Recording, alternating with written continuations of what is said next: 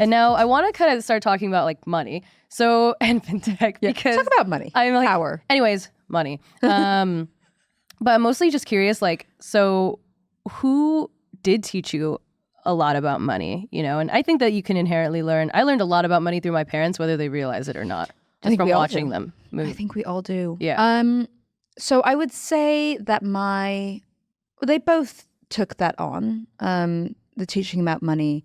It's funny in hindsight, my dad has this habit where he would always, if we would go out for like a treat for ice cream or something, or even buying us, you know, or having a family dinner or at a restaurant or something, which was always a very special thing.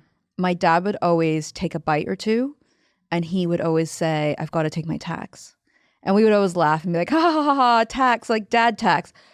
But it was actually probably the most formative thing because I am obsessed about tax all the time. Like for someone who is not an accountant, I am constantly thinking about what are the tax implications of like every action that I take in life. So that was instilled in me very early on, which is like nothing is really for free. And we always have to kind of factor in that there's going to be a cut of it going somewhere.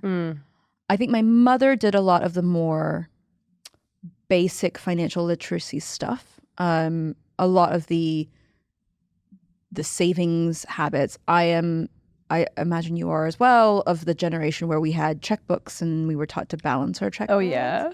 These days, kids don't know. But, you know, piggy banks. I had this like massive pink piggy bank that was like dressed as a ballerina because I trained in ballet.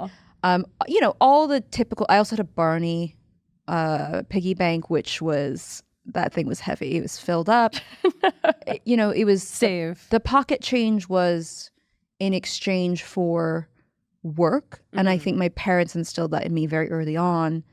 And my cousin from India he was in town the past few weeks. And we drove past this restaurant where I was a waitress during high school. And he's like, wow, you started working really early. And my mom was like, oh yeah, Nina was babysitting when she was 12. And then, you know, she started working as a waitress and I've been a barista and a bartender and all these things. And I think my parents are very stereotypically Asian in that they wanted me to focus on my studies.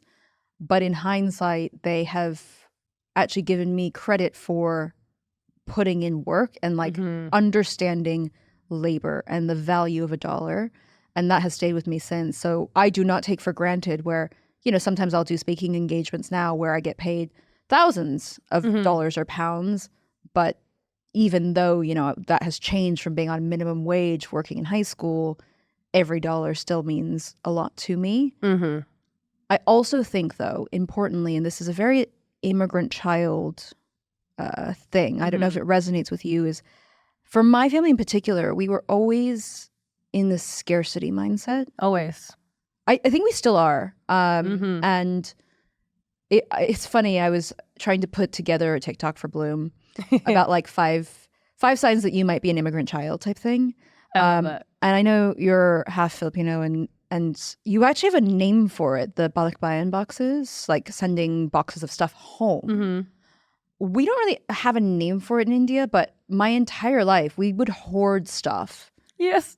And then either bring it to India for the cousins or for whoever. Or like my dad would have like 50 lipsticks. I'm like, who are these for? It's like, it's for your aunties in India. You know, that's exactly right. So either it goes in the box that's coming with us to India or it just gets hoarded and it stays there. And I look at my parents' garage and it's like, whoa, nothing gets thrown out. Broken things. Yes, being hoarders is just my parents have a broken Vitamix and they will not get rid of it because they're like, this was expensive. I'm like, yeah, but it doesn't work. And like, well, we could get it fixed. I'm like, okay, we'll do that then. Like either get rid of it or fix it, but it just sits there. And so I think that has affected my personal money mindset in that I had to overcome the scarcity mindset. And of course, you know, so much privilege in being able to do that and having therapy to talk through why is no amount of savings ever enough? For the longest time, I just chucked all of my money in a savings account and just kept growing this like pot. And it was finally to the point where it's like, okay, you have 6 months of like pay that you could live off of, and it still wasn't enough. No.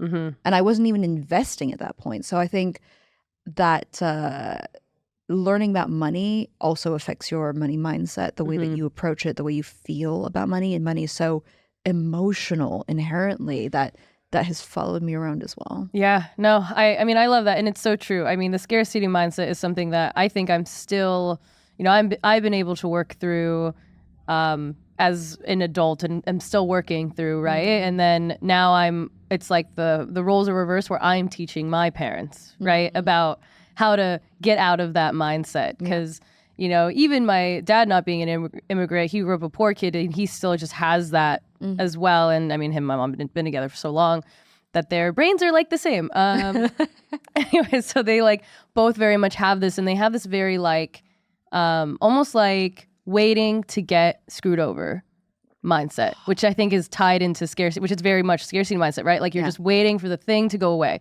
You're just lucky to even have this thing, or someone's going to screw me over, or who is it going to be? Is it going to be the bank? Yeah, it's like that waiting for the shoe to drop all the time feeling.